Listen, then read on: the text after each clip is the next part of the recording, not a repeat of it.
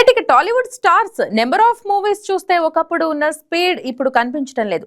అప్పట్లో హీరోలు ఏడాదికి 5-6 సినిమాలు రిలీజ్ చేయడం కామన్. అందుకే చిరంజీవి 150 మార్క్ దాటగా బాలకృష్ణ 100 క్లబ్ లో చేరారు. నాగార్జున సెంచరీకి దగ్గరలో వెంకటేష్ 75+ సినిమాలతో కొనసాగుతున్నారు. కానీ నేటి జనరేషన్ హీరోల పరిస్థితి మాత్రం పూర్తి భిన్నంగా మారింది. ఇప్పటికే మేకింగ్ స్టైల్ వల్ల ఒక్క సినిమా పూర్తవటానికి 2-3 ఏళ్లు పడుతుంది.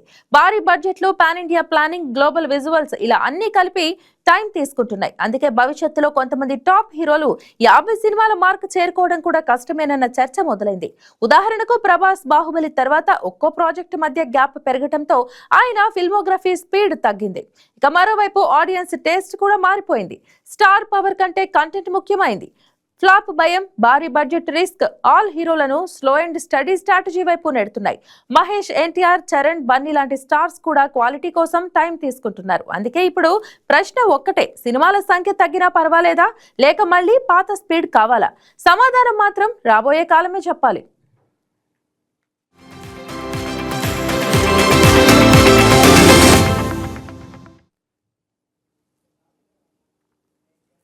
ఈ వీడియో మీకు నచ్చినట్లయితే లైక్ చేయండి, షేర్ చేయండి, మా ఛానల్ కి సబ్స్క్రైబ్ చేయండి.